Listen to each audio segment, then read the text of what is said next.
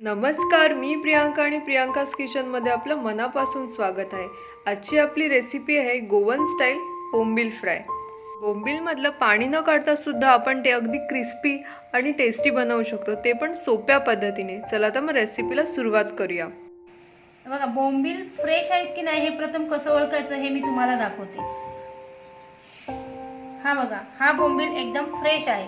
हे बोंबीलचं तोंड असतं ना, ते पूर्ण बंद असतं, त्यावेळी हा बोंबील फ्रेश आहे हे समजतं. जर ते तोंड उघडलेली असेल तर ते बोंबील एवढे फ्रेश नाहीत. हे बघा, हे मी तुम्हाला आता उघडून दाखवते.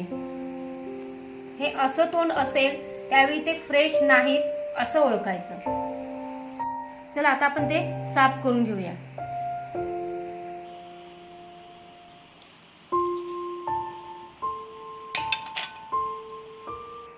अशी त्याची पूर्ण घाण काढून घेऊया.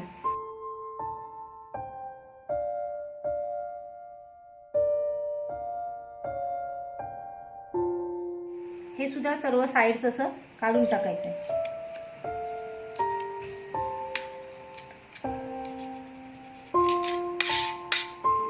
आणि त्यानंतर हा शेवटचा भाग काढून टाकायचा.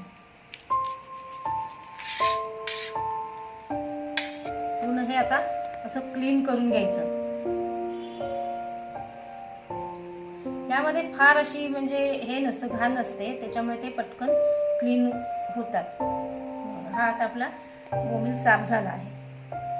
ते 2 ते 3 वेळा आपण स्वच्छ धुवून घ्यायचे.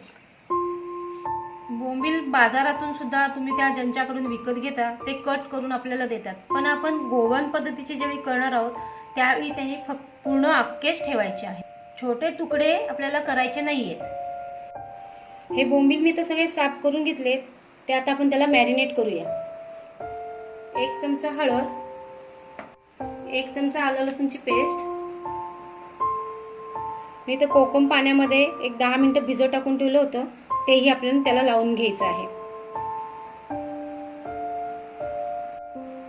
1 चमचा मीठ, 2 चमचे तिखट. तिखट आवडीनुसार तुम्ही कमी जास्त करू शकता.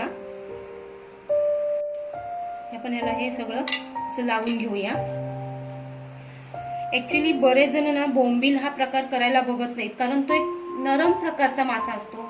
मग ते पाणी काढण्यासाठी पाट्याखाली चेपून ठेवा वगैरे असा उद्योग असतो, त्याच्यामुळे करायलाच बघत नाही. पण मी तसं काहीही न करता, पाट्याखाली चेपून न ठेवता वगैरे तुम्हाला मी हा नवीन पद्धतीचा एक प्रकार दाखवते आणि तो इझी आहे, तुम्ही नक्कीच कराल. हे आता आपण सर्व ह्याला लावून घेतलंय. त्यानंतर त्यामध्ये आपण एक अंड टाकणार आहोत आणि ते त्याला चांगलं चोळून लावणार आहोत. हे आता आपण चांगलं याला मिक्स करून घ्यायचं आहे. गोवन पद्धतीचे बोंबील बनवताना त्यामध्ये आपल्याला ओली मिरची टाकायची आहे. ही ओली मिरची कमी तिखटवाली टाकायची, कारण ती अति जर तिखटवाली मिरची घेतली तर आपण त्याला ऑलरेडी तिखट लावलेलंच असतंय, त्यामुळे अतिशय तिखट होण्याची शक्यता असते. त्याच्यामुळे ह्या मिरच्याच घ्याव्यात. तर ह्या मिरचीला आपण कट करून घेऊया मधून.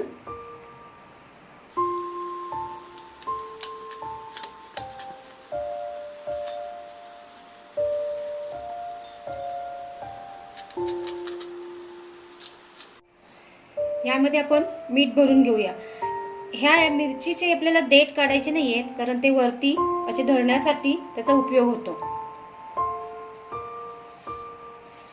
ज्यावेळी आपण ह्या मिरचीमध्ये मीठ भरतो त्यावेळी त्याची टेस्ट ही छान येते, म्हणजे त्यामधली ती मिरची सुद्धा आपण खाऊ शकतो. मिरचीमध्ये थोड्या प्रमाणात मीठ घालायचं, कारण आपल्याला बोंबीलला वगैरे सुद्धा मीठ लावलेलं असतं. आपण इथेही बोंबीलमध्ये मिरची भरून घेऊया.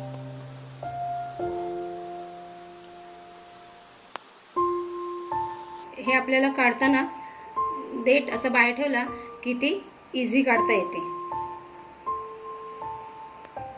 अजून एक मी तुम्हाला भरून दाखवते.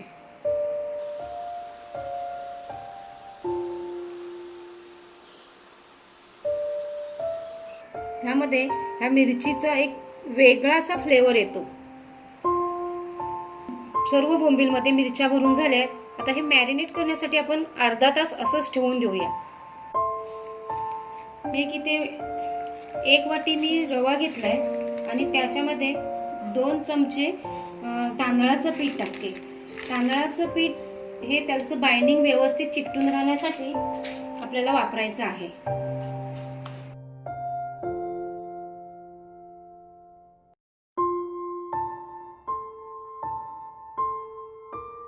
मी भांडं तापत ठेवलं होतं, त्याच्यामध्ये 4 चमचे तेल टाकले आणि आपण आता हा बोंबील त्यामध्ये फ्रायला टाकायचा आहे. तशाच प्रकारे आपण दुसरा बोंबीलला हे रवा लावून घेऊया.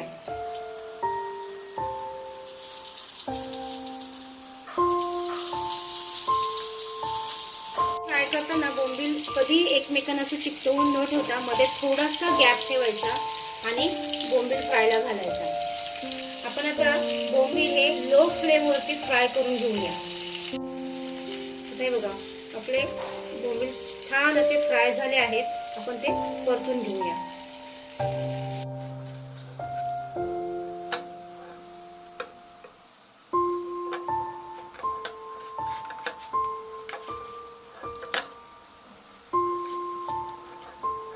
हे ज्यावेळी आपण इथे गॅप ठेवतो ना, त्यावेळी तो बोंबील परतायलाही इझी होतं आणि तो चिकटला तर तो मोडतो.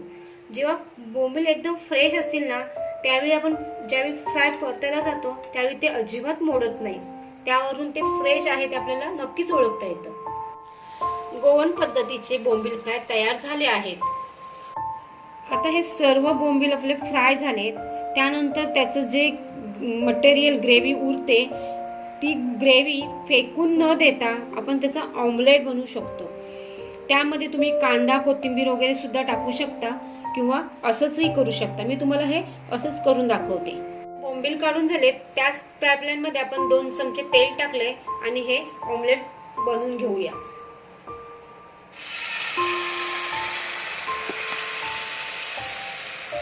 छान अशी टेस्ट येते.